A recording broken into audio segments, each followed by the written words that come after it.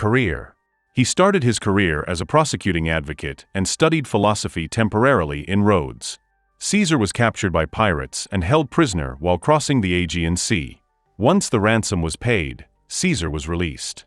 After his release, he led a fleet, pursuing and capturing the pirates and crucifying them in his authority as promised earlier to the pirates when he was held captive.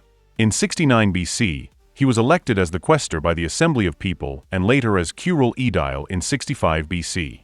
He was also elected as Pontifex Maximus, chief high priest, in 63 BC. He was proclaimed as the Imperator Commander of the Roman Republic in 60 BC. In 59 BC, he was elected as senior consul of the Roman Republic by the Centuriate Assembly. Since he needed allies, he became friends with Gnaeus Pompeius Magnus, Pompey the Great, and Marcus Licinius Crassus, a former consul and one of the richest men in Rome. He was in desperate need of Crassus' money and Pompey's influence. Thus an informal union, called the First Triumvirate, was formed. His discontentment led to the start of the Gallic Wars, 58 BC-50 BC, in which the remaining parts of France and Germania was annexed to Rome. He then waged wars against many other nations. Altogether, Caesar conquered 800 cities, subdued 300 tribes, sold 1 million slaves, and had 3 million slaves killed. Despite these conquests, he was always unpopular with his peers. After the death of Julia Caesaris, Caesar's daughter and Pompey's wife, in 54 BC and Crassus's murder in 53 BC in Parthia, Pompey started drifting apart and became close to the Optimates. Caesar tried to bring him back, but Pompey married Cornelia Metella, the daughter of Caesar's greatest enemy, Metella Scipio. In 50 BC, Caesar was asked by the Senate and Pompey to resign. However, he refused, and in order to avoid prosecution, he fled to Italy by crossing the Rubicon River, and the civil war broke out. He marched his troops to Rome and conquered it in 49 BC. He then spent the next 18 months fighting Pompey. Pompey fled to Egypt after being defeated by Caesar. Frightened that Caesar would invade Egypt, the young pharaoh, Ptolemy XIII, had Pompey killed and presented his head as a gift to Caesar. After Caesar was declared dictator, he established police forces, introduced land reforms, abolished taxes, and re-established the tribune system. Militarily, he wanted to conquer Parthians, Dacians, and Carrhae. The most important change was the reformation of the calendar. The Roman calendar was in accordance with the movements of the moon, so Caesar changed it according to the sun's movement, just like the Egyptians. Even though Rome had its Senate, the real power was with Caesar, and many were scared of Rome being governed by a king.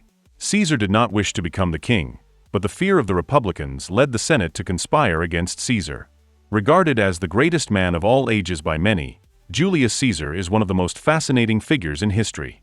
He was a politician and a diplomat who was passionate about whatever he did. He was a very talented general and statesman, known for his exceptional skills at writing Latin prose. Above all, he was a military genius. Born into a turbulent era, when different factions were trying to take control over the Roman state and the government, Caesar played an important role in the fall of the Roman Republic and the rise of the Roman Empire. One of the most famous personalities in the human history, he was a courageous warrior and an expert swordsman.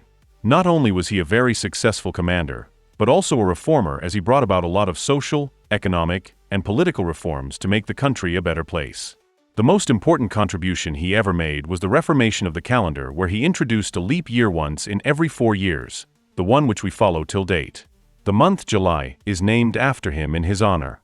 Due to his unconditional love and respect for Rome and his contribution towards the country's development and organization, he was given the title Pater Patriae, Father of the Fatherland. When was Julius Caesar assassinated? Julius Caesar was assassinated on March 15, 44 BC. What title did Julius Caesar hold before his assassination? Julius Caesar held the title of Dictator Perpetuo, Dictator in Perpetuity, before his assassination. Where was Julius Caesar killed? Julius Caesar was killed at the theater of Pompey in Rome. What reforms did Julius Caesar implement during his rule? Julius Caesar implemented various reforms, including the Julian calendar, land distribution for veterans, and increased citizenship rights. What were the Ides of March in relation to Julius Caesar? The Ides of March refers to the day of Julius Caesar's assassination, specifically on March 15th. Childhood and early life. He was born in 100 BC into a patrician family. His father Gaius Julius Caesar governed the region of Asia, and his aunt Julia married one of the most important figures in the Republic. His mother Aurelia, too, came from a very influential family. After the sudden death of his father in 85 BC, a 16-year-old Julius was burdened with all kinds of responsibilities. At that time, there was a civil war going on between his uncle Gaius Marius and Lucius Cornelius Sulla. He was nominated to be the new high priest and got married to Cornelia, the daughter of Lucius Cornelius Cinna, Marius's biggest ally. Sulla was victorious in the war, and his new target was Caesar. In a bid to save himself from Sulla, Caesar decided to go to Asia for military service. He came back only after Sulla's death. On the Ides of March, 15th of March, Caesar was assassinated by the senators. After his death, a civil war broke out between the murderers, liberators, and the Second Triumvirate, which included Mark Antony, Octavian, Caesar's grandnephew, and Lepidus, Caesar's loyal cavalry commander. Major works. Militarily, Caesar's tactical brilliance was compared to that of Alexander's military prowess. Battle of Alesia took place on September 52 BC. It was the last major engagement between the Gauls and the Romans. It was a turning point in the Gallic Wars in favor of Rome. The Battle of Pharsalus was the decisive battle in Caesar's civil war. He defeated his longtime friend turned enemy Pompey. Though Pompey had a greater number of warriors, Caesar's army was more experienced and better trained. He was one of the finest and brilliant orators and authors of prose in Rome. Among the most famous was his funeral oration for his aunt. Anti-Cato is a document that was written to respond to the Cato's memorial. Most of his works have been lost, but some of his best-preserved works are the Commentarii de Bello Gallico, Commentaries on the Gallic War, and the Commentarii de Bello Civili, Commentaries on the Civil War. Personal life and legacy.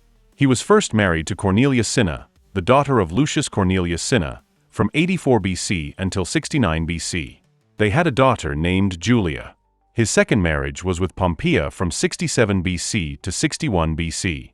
He got married for the third time to Calpurnia Pisones in 59 BC. This marriage lasted until his death. Caesar had a love affair with Cleopatra VII, who was the queen of Egypt. They were madly in love and even had a child together named Caesarion, who was killed. It is believed that he suffered from epilepsy. He was the first historical Roman to be deified and was given the title Divus Iulius, the divine Julius. The comet that appeared during the games confirmed his godliness. In 46 BC, Caesar gave himself the title Prefect of the Morals, which was a new office that basically censored offensive matters.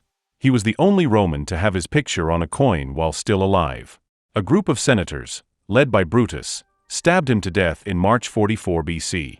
After his death, his body was cremated and the Temple of Caesar was erected a few years later. Facts about Julius Caesar.